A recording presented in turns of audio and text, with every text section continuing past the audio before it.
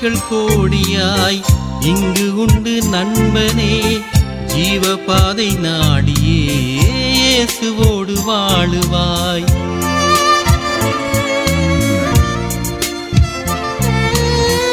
வாழ வழிகள் கோடியாய் இங்கு உண்டு நண்பனே, ஜீவபாதை நாடியே இயேசுவோடு வாழுவாய். உள்ளங்கையில் உன்னை ஏந்தி நித்தம் உன்னை தாங்குவார். உள்ளங்கையில் உன்னை ஏந்தி நித்தம் உன்னை தாங்குவார். புதிய இதயம் தருவார். இன்றே ஆசீர்வாதம் காணுவாய், ஆசீர்வாதம் காணுவாய்.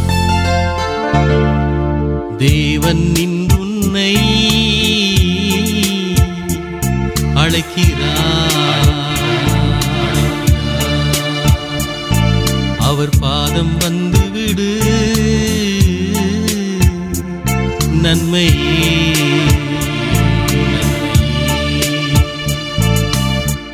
உருவாக்கினவர் வார்த்தை கேட்பாயே என்றுமே, காப்பாரே என்றுமே.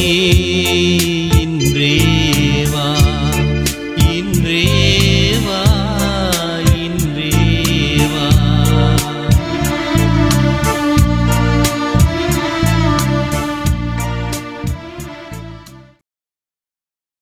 கர்த்தருக்குள் அன்பானவர்களே, அனுதினமும் கிறிஸ்துவுடன் தியான வேளைக்கு உங்களை அன்புடன் அழைக்கிறோம். இன்றைய தியானத்திற்கான வேத வாசிப்பு சங்கீதம் 103 அதிகாரம் வசனம் 8 முதல் 18 வரை. தியானத்தின் தலைப்பு பெருமதிப்பு மிக்க ஆத்துமா. நம்முடைய உருவம் இன்னதென்று அவர் அறிவார், நாம் மண் என்று நினைவு கூறுகிறார். சங்கீதம் 103 அதிகாரம் வசனம் 14. மண்ணுக்குள்ளே வாழும் மண்புழுவை கவனித்திருக்கிறீர்களா? அதற்கு என்ன மதிப்புண்டு? மண்ணை கிளறும்போது வெளியில் வரும், பின்னர் மீண்டும் மண்ணுக்குள்ளே போகும். சில வேளைகளில் மண் வெட்டியினால் வெட்டப்படும் சந்தர்ப்பங்களும் உண்டு. இதே நிலைத்தான் நமது சரீரத்திற்கும் என்பதை நாம் சிந்திக்க வேண்டும். மண்ணிலிருந்து எடுக்கப்பட்டோம், மீண்டும் மண்ணுக்கே திரும்பவும் போகிறோம். ஆனால் அந்த மண்புழு விவசாயிக்கு உதவியாய் இருக்கிறதை எண்ணி அதற்கு யார் மதிப்பு கொடுக்கிறார்? இந்த மண்ணான சரீரத்தில் வாழுகின்ற நமக்குள் தேவன் வைத்திருக்கும் நமது ஆவியும் ஆத்துமாவும் மிகவும் பெருமதிப்பு மிக்கது. அது நித்தியமாய் தேவனோடு வாழ்வதற்கென்றே சிருஷ்டிக்கப்பட்டது. நாமோ என்றும் அழியாத நமது ஆத்துமாவை குறித்து கரிசனையற்றவர்களாய் அழிந்து மண்ணோடு மண்ணாக போகும் சரீரத்துக்காகவே நமது வாழ்வில் அதிகமாக பிரயாசப்பட்டு கொண்டிருக்கிறோம்.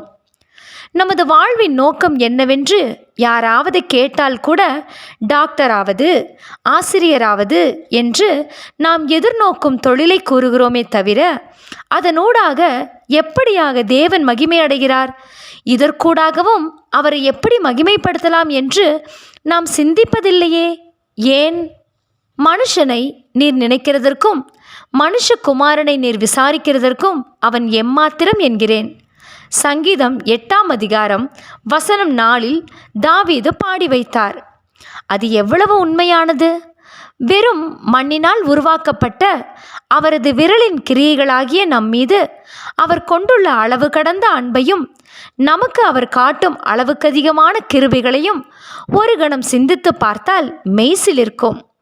ஆனால் நாம் மண்ணினால் உருவாக்கப்பட்டவர்கள் என்றாலும் வெறுமனே வாழ்ந்து வெறுமனே மண்ணோடு மண்ணாக அழிந்து போகத்தக்க பொம்மைகளாக நம்மை தேவன் உருவாக்கவில்லை. மண்ணினால் உருவாக்கப்பட்ட நமது சரீர தோற்றத்தில் அவர் தமது ஜீவ சுவாசத்தை ஊதினார்.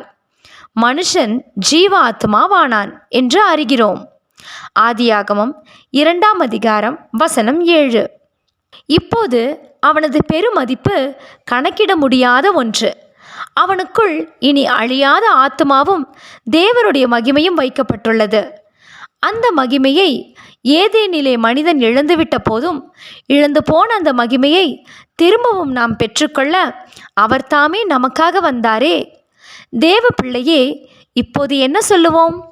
நமது பெருமதிப்பு தான் என்ன? நாம் சாதாரணமானவர்களா? என்றும் அழியாத நமது ஆத்துமாவை கர்த்தருக்குள் காத்து கொள்ள வேண்டியதன் அவசியத்தை உணர்ந்து அதை கரைப்படுத்தி தேவனை விட்டு நம்மை நிரந்தரமாக பிரித்து போட வகை பார்க்கும் சத்ருவின் தந்திரங்களை முறியடித்து வெற்றி பெறுவோமா? ஜெபம் செய்வோமா? அன்பின் தேவனே, பெருமதிப்பு மிக்க என் ஆத்துமாவை இறுதி வரைக்கும் உமக்குள் காத்துக்கொள்ள எனக்கு கிருபை தந்தருளும். ஆமேன்.